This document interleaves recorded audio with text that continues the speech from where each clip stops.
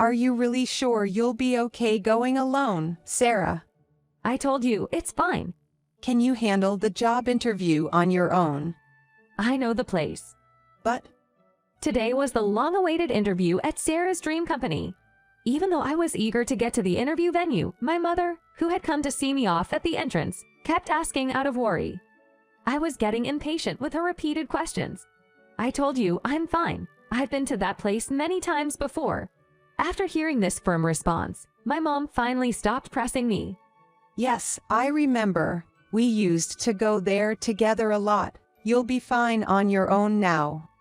Yeah, I've always admired that place and decided that I would definitely work there. Watching Sarah, her mother nodded with tears in her eyes. I'm proud of how I raised you. You've got this. Just show them what you've got. Looking down at her suit, Sarah remembered its significance. This suit had a lot of sentimental value. It was what her mother wore when she was younger. When I was little, after my father had passed away due to an illness, my mother crafted this suit herself. Facing the need to support the family in the absence of my father, my mother, with little money, started job hunting. Without enough money for job hunting, she sparingly bought the materials and made this suit herself. Her mother, wearing that suit, worked hard for my sake. I love her for that. Wanting to be like her and hoping to repay her kindness, I had asked to borrow that very suit. Thanks for letting me borrow it. I feel empowered wearing it. You're being dramatic. I'm serious. I'm not exaggerating.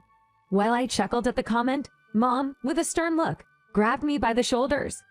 Listen, if anyone bullies you, you tell your mom, okay? I'll take care of them for you. Sarah smiled wryly at her overprotectiveness. Come on, it's time to let go, Mom. My mom was always so worrisome. During my middle school and high school days, she would express such concerns time and time again. Look, I have to go now. Don't you have a business trip today, Mom? Once I leave, you should head out too, okay? Hearing this, Mom, seemingly having forgotten, hurriedly checked her wristwatch. Oh no, look at the time. I'm not prepared at all. What do I do? There's no time to panic. Get ready quickly. Right, you should get going too, Sarah. Take care. Saying this in a rush, Mom ran around the house in a flurry. While Mom was a successful career woman, she also had these whimsical moments which were a bit of a headache. Watching her antics, I sighed and finally left the house saying, I'm off now. Upon arriving at the company, I waited in front of the interview room. Next, please, came a voice from behind the door. I checked my suit one last time, took a deep breath, and said, excuse me, as I slowly opened the door. Inside, 2 interviewers awaited. One was an older gentleman. The other is a young woman. The woman was breathtakingly beautiful. She had striking features and glossy hair that went down to her waist. Even her suit seemed to shine. Although I didn't vocalize it, I thought, wow, she's so gorgeous. While lost in the spot, a cold voice from the young woman said, could you hurry up and come in? Oh, yes. I reflexively answered and walked up to the chair placed in front of the interviewer. Did I mishear something? I feel like I just heard a cold voice from this beautiful interviewer. No, it must have been my imagination. Right, this is an interview. I can't imagine an interviewer of all people using such harsh words. As I was reassuring myself, the beautiful interviewer opened her mouth. Name. Excuse me. I said, give me your name. It wasn't just my imagination. That cold voice earlier was indeed from this beautiful interviewer. Overwhelmed by the interviewer's icy tone, I hurriedly responded. I'm Sarah Smith. Thank you for taking the time to see me today. I look forward to the interview. After my lively introduction, the male interviewer offered a kind please have a seat with a gentle gesture. Thank goodness, this male interviewer seems much kinder than the beautiful one. I courteously said, thank you, before taking my seat. Then, the male interviewer started speaking with a smile. My name is Mr. Williams, and I'll be in charge of this interview. Mr. Williams glanced awkwardly at the beautiful interviewer as he introduced himself. Noticing his gaze, the beautiful interviewer slightly furrowed her brow. My name's Mrs. Johnson. So, the beautiful interviewer's name was Mrs. Johnson. Feeling tense, I greeted, it's a pleasure to meet you. Noticing my nervousness, Mrs. Johnson looked at me with a snort of amusement. She then scrutinized me. Do you even know what kind of company you're applying for? Caught off guard by the unexpected question, I quickly adapted. Yes, I understand that your company is one of the leading fashion corporations in the US. It wouldn't be an exaggeration to say that many of the fashion trends in the US originate from your company. Hearing this, Mrs. Johnson smirked, commenting, exactly. Although her eyes didn't share the humor. Could it be? I wondered. Am I undergoing a stress interview? But when I looked at Mr. Williams, he seemed distressed but didn't seem to have the courage to confront Mrs. Johnson. Perhaps that was why. Mrs. Johnson wore a mocking smile, appearing to be in complete control of this interview. You really came dressed like that, knowing how big our company is. What do you mean by dressed like that? That's cute. What's up with it? She pointed at my attire. I quickly looked down. Was something out of place? But everything seemed fine. Is there something wrong with it? She burst out laughing. Ha ha ha. Seriously, you don't see it. Okay, let me help you. First off, those buttons. What's up with that design? They have an original logo on them. How outdated. And that white bow tie, you think that's cute? It came with this suit. No matter what I said, Mrs. Johnson just laughed mockingly. Feeling defeated, I looked down. Seeing my distress, Mr. Williams, who seemed to be feeling sympathetic, gave Mrs. Johnson a concerned look. Maybe you should stop, he said with a shaky voice. Mrs. Johnson shot him a fierce glare. You know, with a position lower than mine, you shouldn't be speaking out of turn. What? Isn't Mr. Williams in a higher position? I was shocked when he said that, and then Mrs. Johnson turned her gaze back to me. She smirked. Well, if you're wondering what I'm getting at. She paused for dramatic effect, then gave me a condescending look. You're dressed like an old-fashioned grandma. After stating that bluntly, Mrs. Johnson laughed heartily. I guess it suits an ugly woman like you. Dressed like an old-fashioned grandma. Hearing those words, I thought to myself, this is just too much. It wasn't because I thought I had failed this interview. I lifted my face and took a deep breath.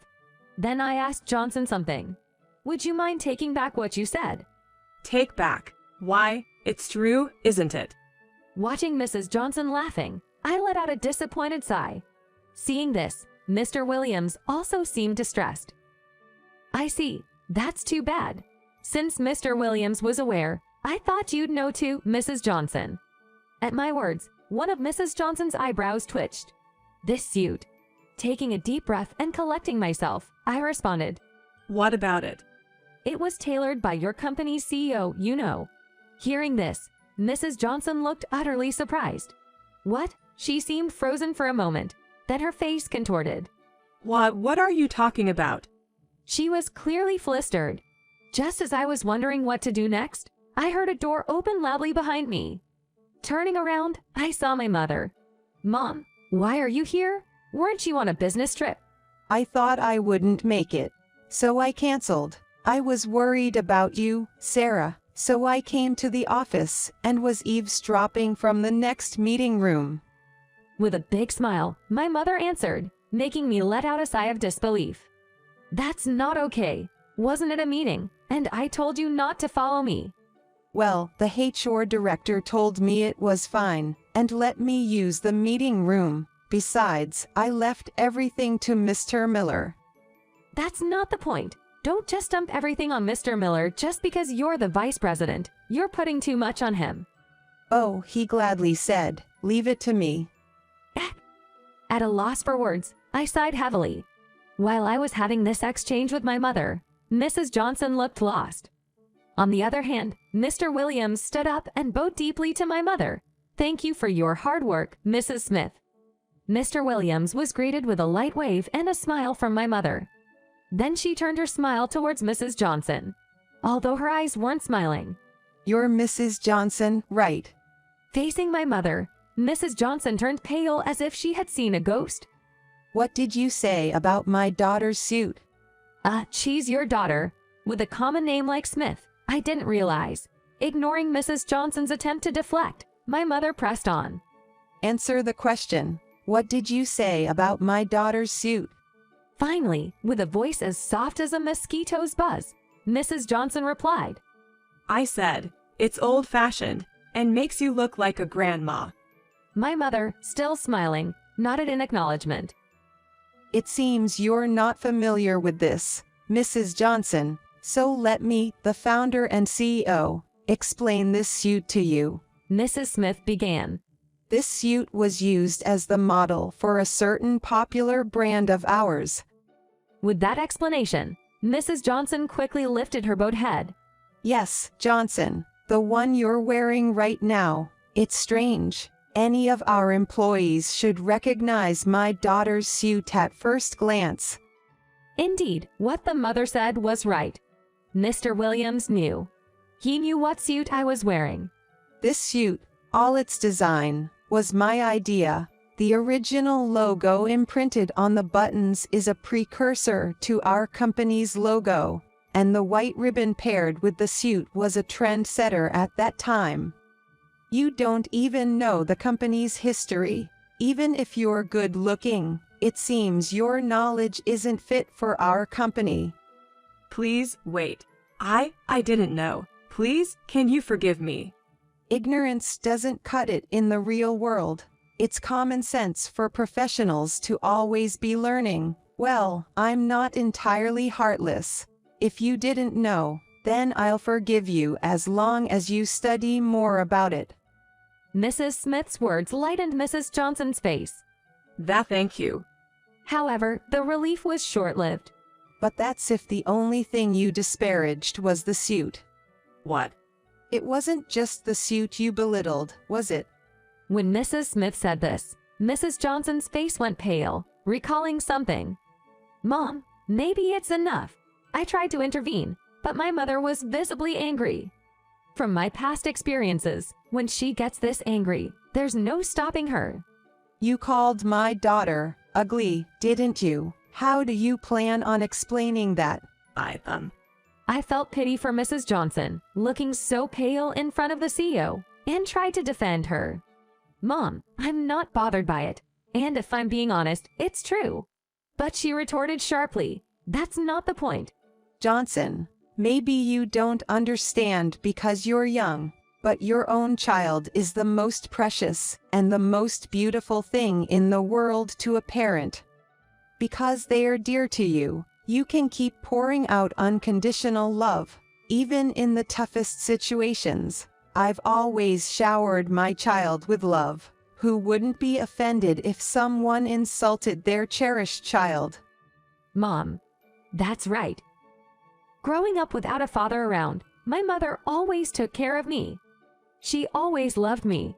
Because of this, she always told me, listen, if someone bullies you, you tell me, all right, then I'll go and set them straight. Now was that time. My mom was trying to stand up for me.